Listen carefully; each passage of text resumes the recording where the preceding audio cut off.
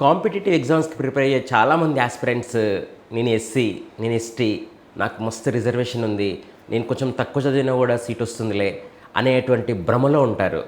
నేను ఎందుకు భ్రమ అంటున్నానంటే you need to know what is reservation and what is roster point. Today నేను రోస్టర్ పాయింట్ గురించి చెప్పడానికి వచ్చాను. చాలామంది కాంపిటేటివ్ ఎగ్జామ్స్ అభ్యర్థులకి అసలు రోస్టర్ పాయింట్ అంటే ఏంటి, అసలు రోస్టర్ సిస్టమ్ అంటే ఏంటి చాలామందికి తెలియదు. కానీ చాలా కష్టపడి చదువుతుంటాము, చాలా సిలబస్ చదువుతాము, నోటిఫికేషన్స్ చూస్తాము, వేకెన్సీస్ చూసుకుంటాము. కానీ ఈ రోస్టర్ పాయింట్ గురించి తెలియక చాలామంది వాళ్ళ ప్రిపరేషన్లో రిలాక్స్ అయిపోతుంటారు. సో ఈరోజు నేను అసలు రోస్టర్ పాయింట్ అంటే ఏంటో చెప్పడానికి మీ ముందుకు వచ్చాను. Hi, I'm doctor Vamsi. Welcome to my channel green pen with doctor Vamsi. Today roster points.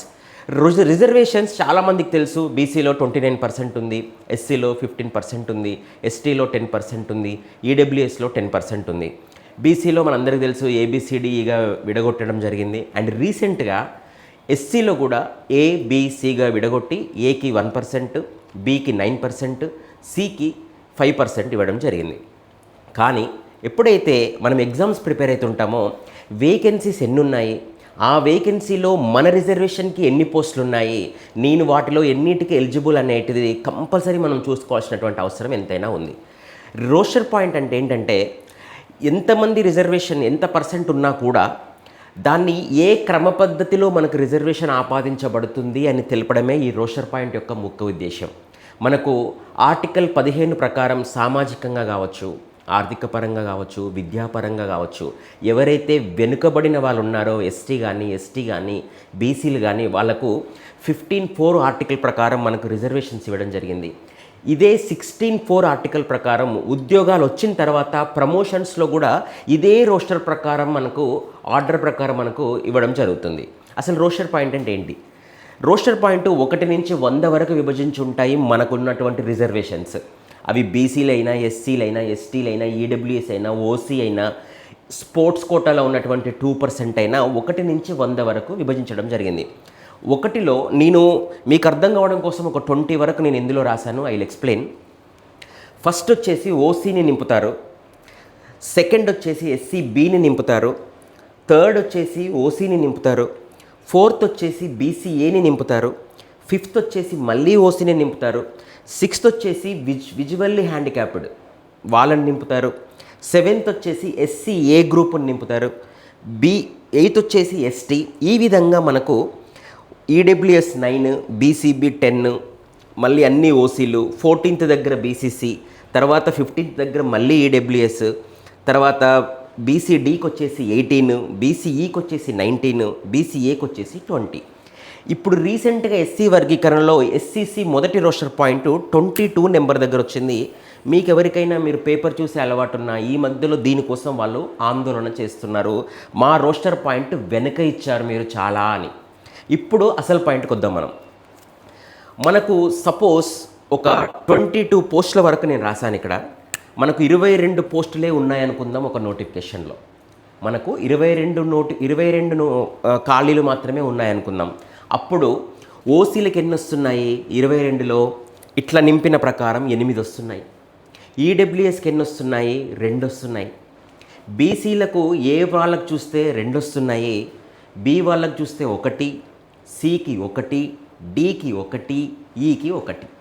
And ఎస్సీలో చూసినట్లయితే ఏకి 1, బికి 2, సికి 1.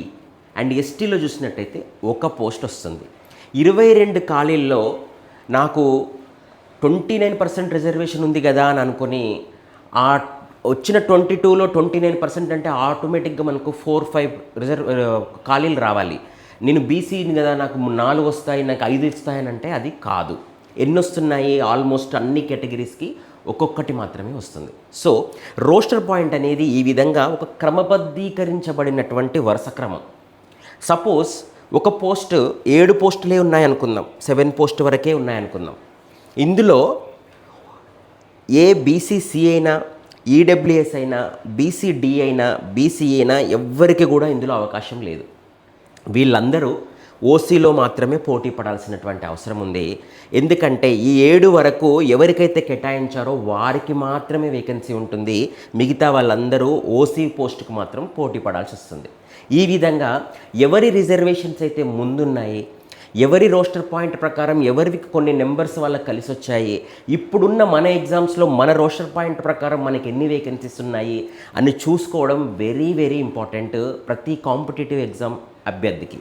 సో ఈ విధంగా చూసినట్లయితే మనకు లాస్ట్ టైం గ్రూప్ 2025లో 447 మార్క్స్ వచ్చాయి ఒక ఓసీ అభ్యర్థికి, తనకి మొదటి ర్యాంక్ ఇచ్చారు.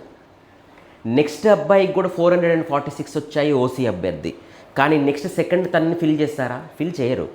సో 420 మార్కులు వచ్చినటువంటి ఎస్సీ బి అభ్యర్థిని రెండో పాయింట్ ఇస్తారు. 446 వచ్చిన అబ్బాయికి థర్డ్ సీట్ ఇస్తారు. అసలు 400 మార్కులే వచ్చిన, నేను ఎగ్జాంపుల్ చెప్తున్నాను, 400 మార్కులు వచ్చిన బీసీఏ అబ్బాయి ఎక్కడ ఉన్నాడో వెతుక్కొని అతన్ని 4th కూర్చోబెడతారు. తర్వాత ఓసీ అతనికి ఇస్తారు. అసలు 280 మార్కుల వరకే ఉన్నటువంటి విజువల్ హ్యాండిక్యాప్డ్ ఎవరైనా ఉన్నా అతన్ని పట్టుకొచ్చి 6th సీట్ ఇస్తారు. తర్వాత ఎస్సీఏ అతనికి 7th సీట్ ఇస్తారు. ఈ విధంగా మనకు వచ్చినటువంటి మార్కుల పరంగా టాప్ ఉన్నాం కదా అని డైరెక్ట్ తీసుకొచ్చి 1, 2, 3 అని ఇచ్చుకుంటూ పోరు. ఇదే రోస్టర్ పాయింట్. మీకు ఆల్రెడీ ఆపాదించబడినటువంటి మీ స్థానాలలో మీ రిజర్వేషన్ ఉందా, ఆ స్థానాలకు మాత్రం వెతుక్కొచ్చి మరి నిన్ను కూర్చోబెడతారు, ఈవెన్ దో నీకు తక్కువ మార్కులు వచ్చినప్పటికీ. So what I mean to say is, reservations ప్రకారం ఎస్సీ కదా అని ఓ గల్లా ఎగరేసుకోనో, ఎస్టీ కదా అని సూపర్ రిజర్వేషన్ ఉందనో, no, you have to compete for అందరు ఆల్మోస్ట్ 22 పోస్టులు. అంటే మనకు టీఎస్పీఎస్సీ ఇచ్చేటువంటి ఏ నోటిఫికేషన్ అయినా 22 ఒక డిపార్ట్మెంట్లో 22, 23 కంటే ఎక్కువ పోస్టులు ఉండవు. రేపు మీరు గ్రూప్స్ ఎగ్జామ్స్ నోటిఫికేషన్స్ వచ్చినప్పటికీ కూడా మీకు మున్సిపల్ కమిషనర్స్ 22 ఉన్నాయి అనుకుందాం. అందులో ఎస్సీకి ఎన్ని? 1, ఎస్సీసీకి 1, ఎస్సీబీకి 1, ఎస్సీఏకి 1, బీసీ అతనికి 1కే వస్తుంది. సో మిగతా వాళ్ళందరూ ఓసీ కాంపిటీషన్లో మీరు పోటీ పడాల్సిందే. సో ఇప్పుడు నేను ఒక ఎగ్జాంపుల్ తీసుకున్నాను. ఏడబ్ల్యూ సివిల్ వాళ్ళకు ఆల్మోస్ట్ 222 పోస్టులు ఇచ్చారు.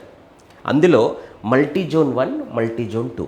మనకు మల్టీ జోన్ 1 వాళ్ళు మల్టీ జోన్ 2లో చేయొచ్చా అని అంటే నో. మల్టీ జోన్ 2 వాళ్ళకి ఏమన్నా ఎక్కువ మార్కులు వచ్చినాయని మల్టీ జోన్ 1లో ఇస్తారని అంటే అబ్సల్యూట్లీ నో. సో మన పోస్ట్ మల్టీ జోనల్ పోస్టా, జోనల్ పోస్టా అని చూసుకోవాల్సింది ఒకటి. అండ్ రెండవది, మీరు మీ జోనల్లో మీకు ఎన్ని పోస్టులు వచ్చినాయి అనేది వెరీ వెరీ ఇంపార్టెంట్. 110 పోస్టుల్లో ఎస్సీఏ అబ్బాయికి ఎన్ని ఉన్నాయి? 1 పోస్ట్ ఉంది. బీసీ వాళ్ళకి ఎన్ని ఉన్నాయి? బీసీఏకి 8 ఉన్నాయి, బీసీబీకి 11 ఉన్నాయి. ఓకే. అండ్ ఎస్సీ వచ్చేసరికి సిలో ఎన్ని ఉన్నాయి? 5, బీలో ఎన్ని ఉన్నాయి? 10. మీకు 110 పోస్టులు ఉన్నా కూడా మీ రిజర్వేషన్ ప్రకారం మీరు పోటీ పడేది 5 స్థానాలు మాత్రమే. ఇఫ్ ఎట్ ఆల్ మీకు 22 పోస్టులే ఉన్నాయనుకుందాం, మీ అందరికి వచ్చేది ఒక్కొక్క పోస్ట్ మాత్రమే హార్డ్లీ. ఇందులో 2 పోస్టులు వచ్చిన వాళ్ళు మాత్రం EWS 2 and BCA 2 and SCB 2. ఇట్లా మనము రోస్టర్ పాయింట్ అనేది వెరీ వెరీ ఇంపార్టెంట్. మీరు ఎక్కడ గూగుల్లో ఆన్లైన్లో కొట్టినా ఎక్కడ కొట్టినా మీకు రోస్టర్ పాయింట్ వచ్చేస్తుంది. ఒక్కసారి తీసి రోస్టర్లో మనది ఎన్నో స్థానంలో ఉన్నాము, ఎన్ని పోస్టులు ఉన్నాయి, క్యారీ ఫార్వర్డ్. ఈ సంవత్సరం 22 నింపితే నెక్స్ట్ సంవత్సరం 23 నుంచి నింపుతారు. అప్పుడు ఈ రోస్టర్ పాయింట్ ఉండదు మళ్ళీ. అప్పుడు ఎస్సీఏ అబ్బాయికి ఓన్లీ 1% ఉంది కాబట్టి నెక్స్ట్ 100 వచ్చే వరకు అతనికి పోస్ట్ రాదు. బీసీ అతనికి 14లో ఉన్నాడు కాబట్టి ఓన్లీ 1% కాబట్టి మళ్ళీ 100 వచ్చే వరకు వాళ్ళు వెయిట్ చేయాల్సిందే. సో మీకు ఇది ఎలాంటి రోస్టర్ పాయింట్? ఫస్ట్ టైం వస్తుంది ఇప్పుడు. ఎస్సీ రిజర్వేషన్ మొన్ననే అయింది కాబట్టి కేటగిరైజేషన్. సో దీని ప్రకారమే మీ స్థానాలు ఉంటాయి కాబట్టి మీరు చాలా పకడ్బందీగా, చాలా జాగ్రత్తగా రిజర్వేషన్ నాకు ఉంది అని మర్చిపోయి, మళ్ళీ చెప్తున్నాను, రిజర్వేషన్ నాకు ఉంది అని మర్చిపోయి చదివితే మాత్రమే మీరు ఈ కాంపిటేటివ్ ఎగ్జామ్స్లో ముందుంటారు. సో రోస్టర్ పాయింట్ గురించి నేను అర్థమైంది అనుకుంటున్నాను. మన రిజర్వేషన్ నెంబర్ ప్రకారం మాత్రమే కొన్ని నెంబర్స్ ఇచ్చారు, 1, 2, 3, 4, 5 అని. మన రిజర్వేషన్కు ఏ నెంబర్ ఎక్కడ ఉంది అనేది ఇంపార్టెంట్. ఆ ప్రత్యేకమైన ఆ సంవత్సరం నోటిఫికేషన్లో ఎన్ని పోస్టులు ఉన్నాయి, ఆ పోస్టులలో మన రిజర్వేషన్ నెంబర్ ఉందా లేదా అనేది కంపల్సరీ చూసుకోవాల్సినటువంటి అవసరం ఉంది. ఈ పరంగా మీరు ఎక్కడ చూసినా సరే, especially competitive exams like groups కానివ్వండి, లేకపోతే ఒక డిపార్ట్మెంటల్ టెస్ట్లో ఓకే, నో ప్రాబ్లం. కొంచెం ఎక్కువ పోస్టులు 110 ఉన్నాయి కాబట్టి ఒకటే పోస్ట్ కాబట్టి మీకు నెంబర్స్ ఎక్కువ కనబడుతున్నాయి. కానీ గ్రూప్ 1, గ్రూప్ 2కి వచ్చేసరికి మళ్ళీ సబ్ కేటగిరైజేషన్ ఉంటుంది. ఏ విధంగా? పోస్ట్ ప్రకారం. మున్సిపల్ కమిషనర్లో మళ్ళీ 1 నుంచి నింపుకుంటూ రావాలి, రిజిస్ట్రార్ని మళ్ళీ 1 నుంచి నింపుకుంటూ రావాలి, గ్రూప్ 1లో ఎంపీడీఓలను నింపుకుంటూ రావాలి, జైలు సూపరింటెండెంట్ని నింపుకుంటూ రావాలి. సో ప్రతిదీ 1 నుంచి మొదలు పెడతారు కాబట్టి వెరీ వెరీ ఇంపార్టెంట్. మీకు at the end of the day నెంబర్స్కి వచ్చేసరికి చాలా తక్కువ అనిపిస్తాయి. సో రిజర్వేషన్ ఎంతవరకు ఈ కాంపిటేటివ్ ఎగ్జామ్లో ఉపయోగపడుతుందని అంటే నన్ను అడిగితే మాత్రం not even more than 15 to 20%. Again marks ఎంత దూరంలో ఉన్నాయో కూడా చూసుకోండి.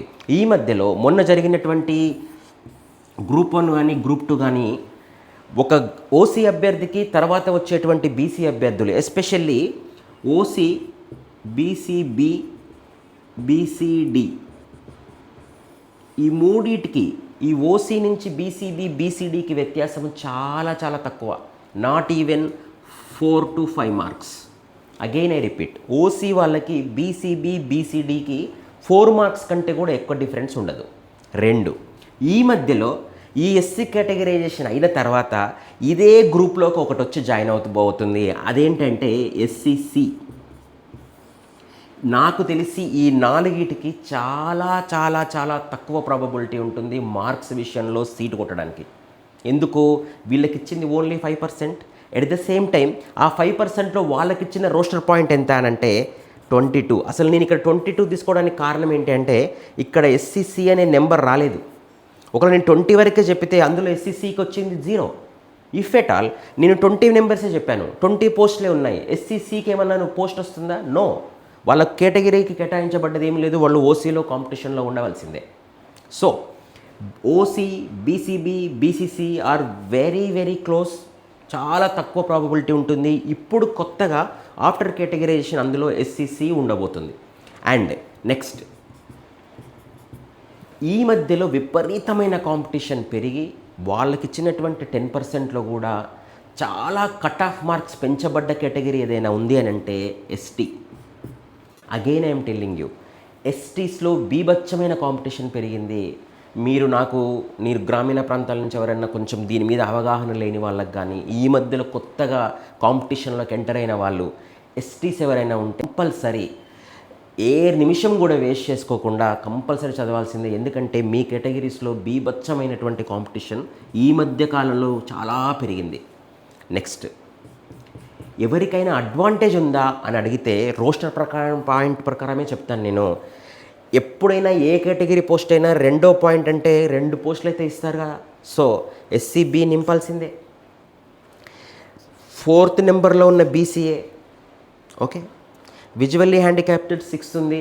కాంపిటీషన్ చాలా తక్కువ ఉంది ఈ దాంట్లో.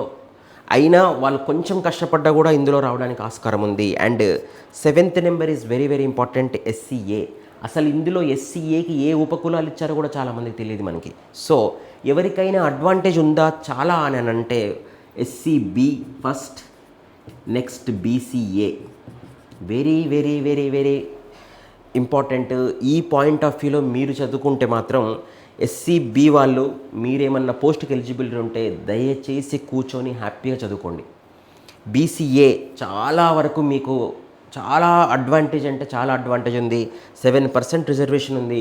మీ రోస్టర్ పాయింట్ ఓన్లీ 4 ఉంది ఇక్కడ. అండ్ ఎస్సీఏ 100 పాయింట్స్లో మీకు ఒకటే ఇచ్చినప్పటికీ మీరు ఒకవేళ ఎస్సీఏలు అయితే మీరు జల్లెడబట్టినా కూడా ఎస్సీఏలు ఎవరు దొరకరు. మీరు ఒకవేళ డిగ్రీ పూర్తి చేసి ఉంటే అక్కడే మీకు ఒక 80% జాబ్ వచ్చినట్టు. మీరు ఇంకా కొంచెం కష్టపడితే మీకు మొత్తం జాబ్ వచ్చేసినట్టు. సో అడ్వాంటేజ్ ఎవరికైనా ఉంది అని అంటే ఎస్సీబీ, బీసీఏ, ఎస్సీఏ. ఎస్పెషల్లీ ఈ 3 కేటగిరీల్లో మీరెవరైనా ఉమెన్ అయి ఉంటే ఈ వీడియో చూస్తుంటే దయచేసి మీరు గృహిణి అయినా మీరేమన్నా హౌస్ వైఫ్ అయినా, మీరు నార్మల్గా వేరే ఏ కాంపిటేటివ్ ఫీల్డ్ ఆల్రెడీ ప్రిపేర్ అయినా అవ్వకపోయినా జాబ్ చేస్తున్నా సరే మీ కొంచెం సమయాన్ని మాత్రం మీరు రాబోయే గ్రూప్స్ ఎగ్జామ్లో మాత్రం మీరు పెట్టవలసిందే. మీరు ఆల్రెడీ ఈ పోస్ట్కి ఏమైనా ఎలిజిబిలిటీ ఉంటే మాత్రం దయచేసి మీరు బ్యాక్ బెండ్ చేసి చదవాల్సిందే. ఈ 3 కేటగిరీస్కి మాత్రం చాలా చాలా అవకాశం ఉంది తొందరగా మీరు కాంపిటేటివ్ ఎగ్జామ్లో నెగ్గడానికి. And coming to the BCC only 1%. So ఆ ఇయర్ పోస్టుల్లో ఒకవేళ వాళ్ళకు 2 కానీ 3 కానీ పెరిగితే, ఒకవేళ 2 or 3 పోస్ట్స్ ఉంటే they are second and third post వాళ్ళకి చాలా అడ్వాంటేజ్ ఉంటుంది. ఎందుకంటే బీసీసీలో ఒక పోస్ట్ ఉంటే అది 20 లోపలనే అవ్వచ్చు, ఒక్కొక్కసారి 100 వరకు కూడా పోవచ్చు. ఎప్పుడైతే ఈ కేటగిరీలో 2-3 పోస్టులు ఉంటే మాత్రమే సెకండ్ అండ్ థర్డ్ పోస్ట్ వాళ్ళకి అడ్వాంటేజ్. అండ్ ఎస్టీతో పాటు బీసీఈలో కూడా విపరీతమైన కాంపిటీషన్ ఈ మధ్యలో పెరుగుతుంది. ఎస్సీ ఎస్టీ అండ్ బీసీఈ ఈ రెండు కేటగిరీలు మాత్రం కొంచెం మీరు బాగా కాన్సన్ట్రేట్ చేయాల్సినటువంటి అవసరం ఉంది.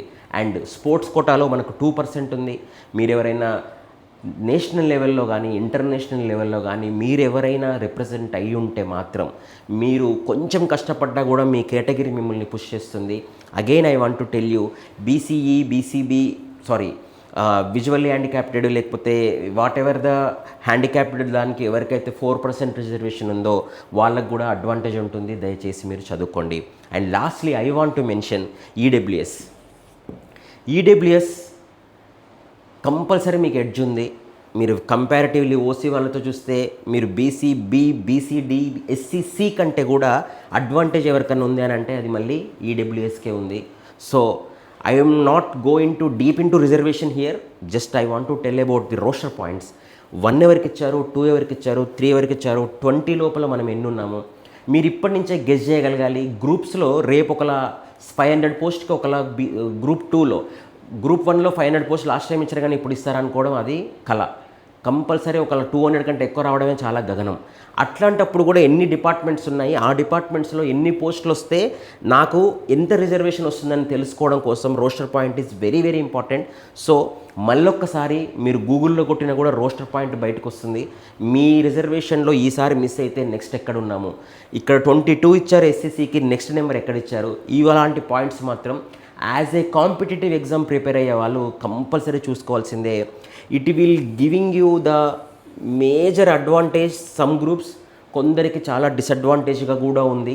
సో వాట్ ఎవర్ కాంపిటేటివ్ ఎగ్జామ్లో ఒక గ్రూప్ నుంచి ఇంకొక గ్రూప్కి అట్లీస్ట్ 2 to 3 మార్క్స్ తప్ప డ్రాస్టిక్గా 100 మార్కుల డిఫరెన్స్ అయితే ఉండదు.